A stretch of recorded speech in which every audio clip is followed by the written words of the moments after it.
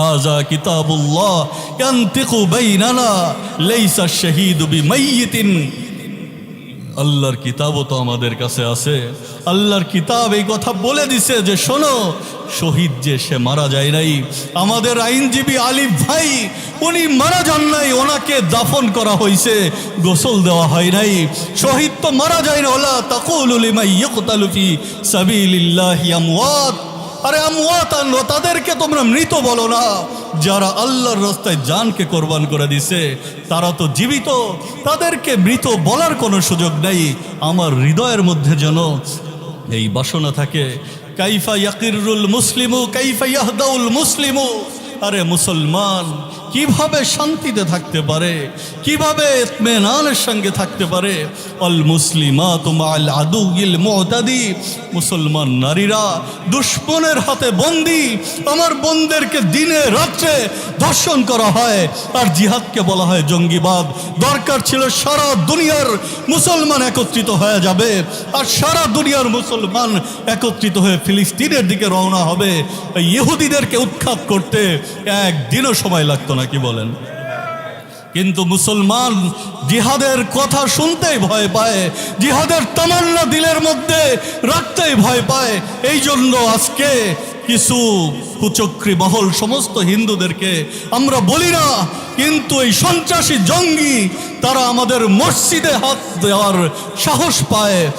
কিন্তু যদি আজকে জিহাদ থাকতো, ইজা তারাকতুমুল জিহাদা ফাসাল্লাতাল্লাহু আলাইকুমুজ জিল্লা, তাহলে আমার ভাইও আজকে হত্যা হইতো না, আমাদের ভাইও শহীদ হইতো না, আমাদের মসজিদে তারা কদম রাখার সাহস পাইতো না, আমাদের মসজিদ ভাঙার সাহস পাইতো না, আমাদের পতাকার উপরে তাদের যেই গেরুয়া বাহিনীর পতাকা উত্থিত করার সাহস তারা পাইতো না। আমরা দূরে সরে গেছি, আমরা অনেক দূরে সরে গেছি। আদ-দারিবাতু আদ-দাইয়াতু নাবিয়্যাহুন্না মুহাম্মাদু আদ-দারিবাতু খুদুদাহুন্না বিরান্নাতিন। আমার বোনেরা আজকে কাশ্মীরে কান্না করতেছে, তাদের পেটের মধ্যে নিমক হারাম আর কুলাঙ্গার ইহুদিদের বাচ্চা চলে আসছে। লক্ষ লক্ষ মা বোনদের ইজ্জতকে তারা ভুলণ্ডিত করতেছে, অথচ তারা নবীর বংশধর ছিল, অথচ তারা জগতের শ্রেষ্ঠ মা ছিল, জগতের শ্রেষ্ঠ বোন ছিল। আজকে কেন আদ-দাইয়াতু নাবিয়্যাহুন্না মুহাম্মাদু, তারা তাদের নবীকে ডাকতেছে, আর কান্নার অশ্রু ঝেড়ে তারা রক্তের অশ্রুতে তারা নবীকে ডাকতেছে। হায় কি হইল, লাইতানা লাম নুওয়াল্লাদু, হায় আমরা যদি জগতে জন্মই না নিতাম তাহলে কত না ভালো হইতো। এইরকম এক পরিস্থিতি দুনিয়ার বুকে চলতেছে। এইটাই তো নবী বলছেন যে সায়াতি আলান নাসি জামান, আরে একটা সময় এত দ্রুত আসতেছে। আস-সাবিরু ফীহিম আলা দীনি কাল কাবিদ আলাল জামরি, তারা দিনের উপরে কত কষ্টে আছে বলেন। হাতের উপরে কয়লা রাখা মনে হয় এর থেকে সহজ, এর থেকে সহজ। আমরা বড় শান্তিতে আছি, আমার দিলে তো তাদের ব্যাপারে কষ্ট থাকা দরকার। ইন্নামাল মুমিনুনা ইখওয়া, আমার ভাইয়ের জন্য যদি আমার কষ্ট না লাগে তাহলে তো আমি মুসলমানই হইতে পারলাম না। কারণ আল্লাহ তো বলছে মুসলমান মুমিন ভাই ভাই, আল্লাহ তো বলছে মুমিন ভাই ভাই, তাহলে তো আমি মুমিনই হইতে পারলাম না। এই জন্য আল্লাহ হাবিব সাল্লাল্লাহু আলাইহি ওয়াসাল্লাম বলছেন যে তাদের হৃদয় থেকে তোমাদের ভয় দূর করে দেওয়া হবে, কারণ তোমরা জিহাদকে ছেড়ে দিবা। ওয়ালা ইয়াকযিফান্নাল্লাহু ফি কুলুবিকুম আল আহান, ওয়ালা ইয়াকযিফান্নাল্লাহু ফি কুলুবিকুম আল আহান, আল্লাহ তাআলা তোমার হৃদয়ে অহানকে ঢোকায়া দিবেন। জিজ্ঞাসা করছে অহান কি জিনিস, তো আল্লাহর নবী বললেন হুব্বুদ দুনিয়া, অহান হইল দুনিয়ার ভালোবাসা। এমন ভালোবাসা বাসবা তোমরা দুনিয়ার জন্য, পাগল হয়ে যাবা দুনিয়ার জন্য, মাতাল হয়ে যাবা দুনিয়ার জন্য। বাদশাহ সুলাইমান ইবনে আব্দুল মালিক আবু হাজেমকে বলতেছেন, আল্লাহর নবীর সাহাবীর শাগরেদ তাবেই জিজ্ঞাসা করতেছেন, মা লানা নাকরাহুল মাউত ইয়া আবু হাজেম, আবু হাজেম মা লানা নাকরাহুল মাউত, মিলায় নেই আমার সঙ্গে, মৃত্যুকে কেন ভয় পাই বলো, মৃত্যুকে আমরা কেন ভয় পাই?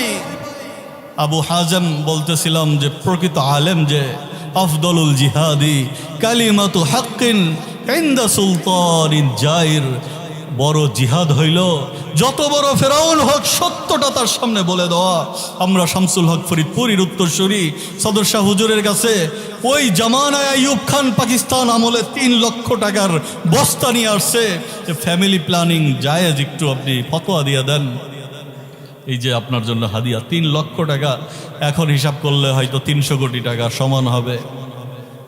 অথবা যদি ফতোয়া না দেন তাহলে একটু চুপ থাইকেন, আমার বিরুদ্ধে বইলেন না। শামসুল হক ফরিদপুরি বলতেছেন, এই আইয়ুব খান শোনো, টাকা দিয়ে গরু ছাগল কিনতে পাওয়া যায়, শামসুল হককে কেনা যায় না। এইটা হইলো আমাদের পূর্বসূরীদের ব্যাপার ছিল। আর 2 টাকা দিয়ে কিনে ফেলবা, 2-4 টাকা দিয়ে আলেমদেরকে তুমি জবান বন্ধ করে দিবা, এটা হবে না। আবু হাজেম বলতেছেন, লিয়ান্নাকুম খররবতুমুল আখিরা ওয়া আম্মারতুমুদ দুনিয়া, তোমরা আখেরাতকে বরবাদ করে দিছো, আখেরাতকে অন্ধকার বানায় ফেলছো, জুলুম চুরি ডাকাতি করে আখেরাতকে তোমরা ধ্বংস করে দিছো, আর দুনিয়াকে সাজাইছো। চুরি করতে করতে 400-500 বাড়ি করছো, কানাডা, ইউরোপ, আমেরিকা দিয়ে কয়টা বাড়িতে তুমি থাকবা? ওই চোরকে যদি জিজ্ঞাসা করেন মরতে রাজি আছো, ওই চোর তো 1000 বছরেও মরতে রাজি হবে না। যারা বিলিয়ন বিলিয়ন ডলার বাংলাদেশ থেকে চুরি করে দেশের অর্থনীতিকে পঙ্গু করে দিয়েছে, তারা মরতে রাজি হবে? রাজি হবে না। তো আবু হাজেম বলতেছেন, আপনারা দুনিয়াকে সাজাইছেন, দুনিয়ার প্রাসাদ বানাইছেন, অট্টালিকা বানাইছেন, দুনিয়াকে চাকচিক্য করছেন, আর আখেরাতকে বরবাদ করছেন। দুনিয়াকে সাজাইতে গিয়ে আখেরাতকে ধ্বংস করে ফেলছেন। ফাকারিহতুম আন তানকালিবু মিনাল উমরান ইলাল খারাব। স্বাভাবিক কথা, আলোকিত জায়গা রেখে কেউ অন্ধকারের মধ্যে যাইতে চায় না, বিরান ভূমির মধ্যে যাইতে চায় না। আপনারা এই জন্য দুনিয়াকে রেখে আখেরাতের দিকে